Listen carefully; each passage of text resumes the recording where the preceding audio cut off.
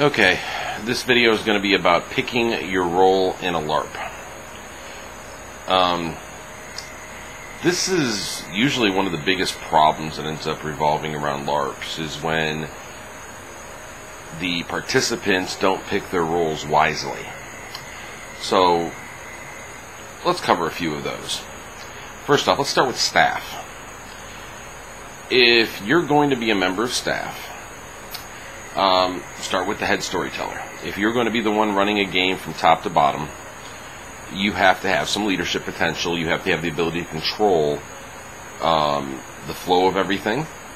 You have to be able to control your entire staff. You should have a pretty good feel for your players, what they like in gaming, what they expect to see, what will surprise them, what will offend them, and what their general proclivities are, so you can anticipate them. Anticipation of your players is probably one of the biggest keys to being able to tell good stories for your players. Now, when you go below that, though, there are some traits that are kind of essential to being a good staff member. In our case, the key staff members are going to be assistant storytellers and narrators. Okay. An assistant storyteller has to be able to go with the flow. They need to be able to think on their feet. They always said that the best laid plans of men will only last until you meet the enemy in battle. In some ways, that applies to LARPing as well. Your best laid out storylines and your best laid out plans will only last until the players get a hold of it, because then they will morph it. They will throw you curveballs. They will try to go off on a tangent. And if you're the type of staff and storyteller that forces them into a very linear storyline, you're boring. You're not doing your job well. You're probably not the best suited for that position. If the idea is to get from point A to point B, a straight line seems like the obvious way. The players might not want to do that. You have to be ready to throw in a point C, a point D, a point E, a point F, a point G, a point double Z, whatever it may be, based on what the players want to do.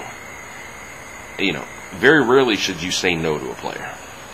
You can advise them, especially if they have common sense. Common sense is one of the best merits ever, because in our game it allows the storyteller to look at you and go, are you really sure you want to do that? Doesn't seem like the most reasonable option. We'll never outright say, this is a bad idea, we will give you some advice. That is your common sense speaking. If you choose to take it, that's up to you. If you don't choose to take it, then you don't. I mean, hell, we just had a pack that dedicated themselves to crocodile, even though they were heavily advised not to, because it doesn't really fit in with the Sept's totem. It doesn't fit in with the general parts of the Sept. It is dangerous to the storyline. It's going to get people killed. You name it. It was a bad decision. The ones that had common sense, well, they got their warning. If you fire a shot over the bow and they still want to pull out their weapons, well, then you just got to let them take their lumps. So, you got to be able to think on your feet. You have to be able to incorporate whatever the players are going to try and give them some kind of direction. If a player tells you he wants to try to jump from roof to roof, you need to have an answer for him on what abilities are going to be appropriate, what gifts are going to be appropriate. Because when he sits there and says, hey, I'm going to jump from this roof to that roof, well, it's kind of far. And he sits there and, you say, well, do you have Hair's Leap? No, I do not. And he says he's going to try to use Spirit of the Lizard. You need to make sure you know those rules, or you need to be willing to look them up fairly quickly and make a snap decision on will it have any effect on the jump. So you have to have that flexibility as a storyteller. You also have to have composure. Players are going to get angry. Players are going to do stupid stuff. Players are going to start arguing amongst themselves. Some players are going to get distracted. Depending on where you play, the muggles might get involved, so you might get some of the non-players who don't understand what's happening. You have to be able to keep your composure and not get upset. A staff member should never lose their cool. functionally, in my chronicle, if you're on my staff and you lose your cool, you're of no use to me. You can be the most intelligent, creative person in the world, but if you can't keep your cool, you don't belong on the staff of a LARP, because you are going to be what drags down the enjoyment of all of the players. And as staff, your job is to help maximize the potential for enjoyment for the most amount of players. So, composure is a very key thing. That means, you shouldn't be screaming at players, you shouldn't be getting into loud arguments, you should be calm, collected, make swift and calm decisions that are final. If players get too out of line, you should be able to shut them down. If you cannot, you should be able to calmly direct them to the next person up the line, which is usually me, or the player rep in our case, which is just what it sounds like. It's a top-tier player who basically will listen to their concerns and play intermediary between them and us, because that person usually has a cool head. When you get to narrator, the key thing with the narrator is they need to be able to utilize the systems and mechanics as they sit, handle a number of players and their disparate actions, and of course keep their composure. Okay, then you move into players. Oh, Lord. You need to pick your character wisely. And you need to pick all aspects of your character wisely. Start with the obvious. Nature. If you're going to be playing a loner character, sometimes you got to expect you're not going to get a lot of playtime. You're going to be sitting on your ass twiddling your thumbs a lot. Especially if you have to look at what the game has for staff. If you don't have more staff members than there are packs, you're not going to get a lot of playtime as a solo player. So, maybe not the best decision to play a solo character, because you're going to be on the outs, you're going to be playing tag-along. I mean, okay, yeah, a Bone Gnar with the gift tag-along can play a solo character because they can tag along with any pack there is. So functionally, they're a part of a pack, even though it's a fluid type deal. But you take like a Silent Strider that takes it, they're going to sit on their ass a lot because not everybody's going to want to include them, especially when you get traditionalists who call them Dirty Andrew. So start with that. And then you got to look at the player's perception of the game. Then you got to look at the bulk of the players. Unless you're Child of Gaia, if you're going to play in a rune that doesn't like to fight, a pacifistic type, if the general consensus, especially amongst the Arun players in a game, is that the Aruns fight, you're going to have a very difficult time. Yes, you may have made your character following all the rules and everything looks good. On paper, it's beautiful. The staff can work with it, but if the players aren't going to work with it, it's a foolish character. It doesn't fit into the puzzle. It's a piece that just doesn't fit. And if you don't fit, you're going to get tossed. And there's not much you can do about it. It's not the other player's job to make your concept work. It's your job.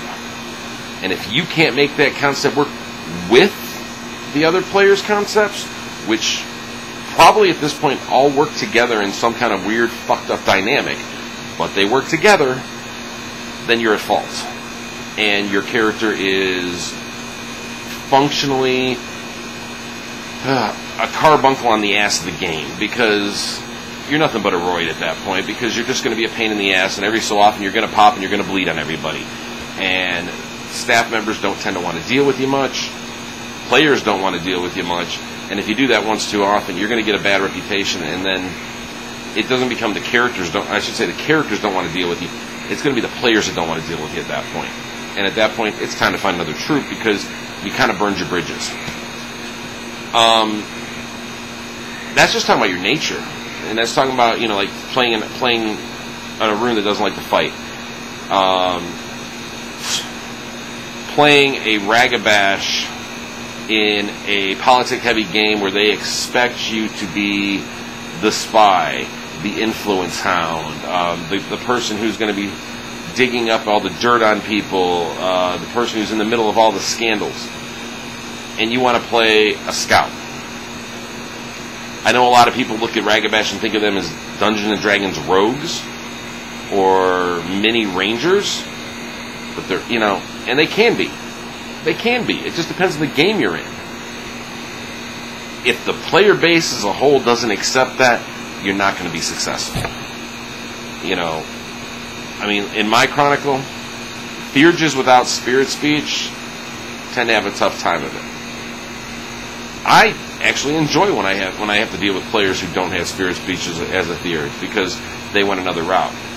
But for some reason, if they, you know, somebody's going to snag you because you're a Theurge, and then they're going to go, "What do you mean you can't talk to spirits?" Boom, you just blew their mind.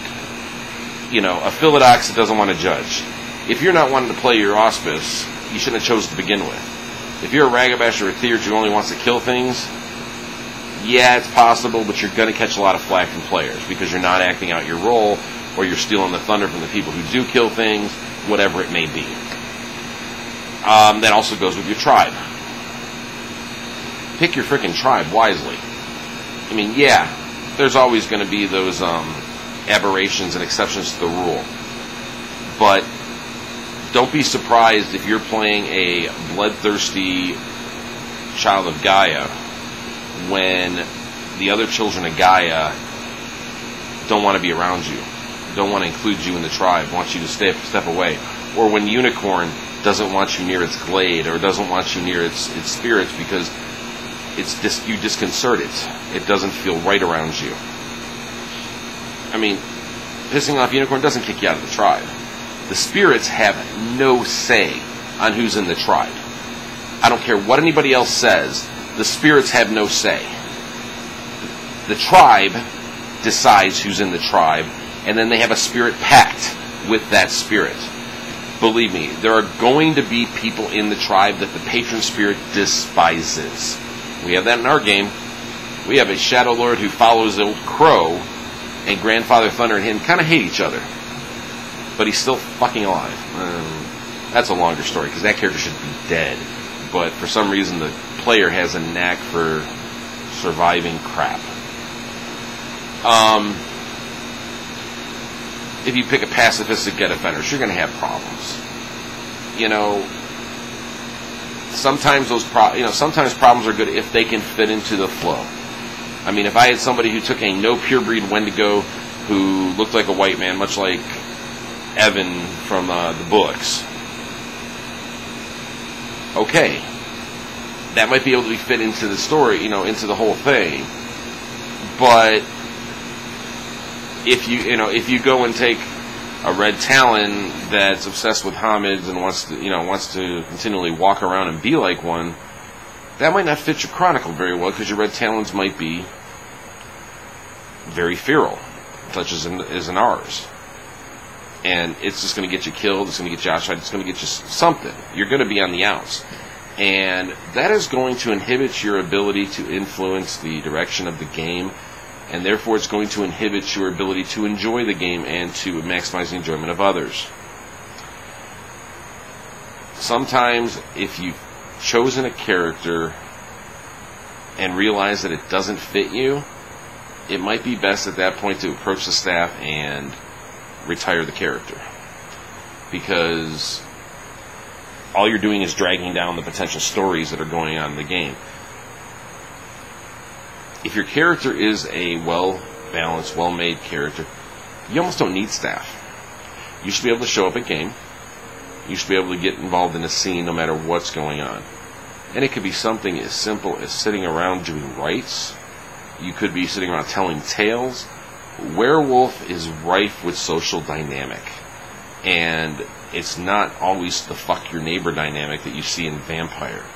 So you can have some very good, very rich scenes that are pure acting, and those are some of the best that are there. I mean, hell, when the political stuff and the social dynamics are rolling, there is no better time for me as a storyteller than being able to sit on the outskirts and watch and absorb how well the players are weaving their own storylines, and I'm absorbing it. I'm seeing what I can run with out of it, seeing how my storylines have affected them. That's a very rich feeling. And you want everybody's character to be part of that intricate weave. And you don't want those people who aren't, just can't fit into it. So a good staff is going to try to approach these players and try to guide them towards characters that fit the Chronicle that they can have fun with. Not all listen. And sometimes that turns into a problem. I mean, I can be the biggest douchebag in the world, or I am going to be the best friend to everybody. It's going to be one or the other. When it comes to new players, I've been around long enough. I feel like it's my responsibility to guide and to teach them. Even when you hit somebody who everybody else lists as a lost cause. We've had that before. We have a situation like that now. We have a kid who a good chunk of the game wanted to throw out of the game because they didn't see any future for him with the game. Like they didn't believe that he could progress to reach the level of the standard players in the game. He was always going to be at this immature adolescent stage. I've talked to my staff, we've given him some chances, and he has progressed and he's getting better. I mean, he's almost at the stage of being tolerable to most people. But at least he's finding his role now, and not every character is going to meet a grisly end at the hands of the other players because he's playing it stupid and he's playing it as a deviant that will never fit into the group. I mean, not perfect yet, but it's it's still it's getting better. He's less of a pain in the ass at this point. So you have to find your niche. You have to find your role. You should be taking an auspice that will fit you, that you can fit into, that the game can accept whatever variant you're going to play on it. You should be taking a tribe that's going to accept you, that will accept whatever variant you're going to play on it. Because not everybody needs to play a cardboard cutter, clone character. All Get Offenders Run should not be the same. They should not have the same viewpoint, maybe not the same aggression, not the same fighting style, not the same, ethos or belief system. That's what makes it fun and dynamic. But on the same token, when you take one too far abroad, it's very hard for people to accept those kind of characters. It's especially hard for them to accept those kind of characters in character. When out of character, the way you play them in their existence is actually drawing the fun level down for these people. If you're reducing their fun, they want you gone. They're there to have fun. Don't be the killjoy that ruins it. I feel like I'm ranting now because it's been a while since I've done one of these, so I think I'm going to wrap it up with that. Comments, feedback, it's all welcome. And hopefully I'll be getting a few more of these up now that the weather's broken and I find myself with some time again. So take it easy, guys.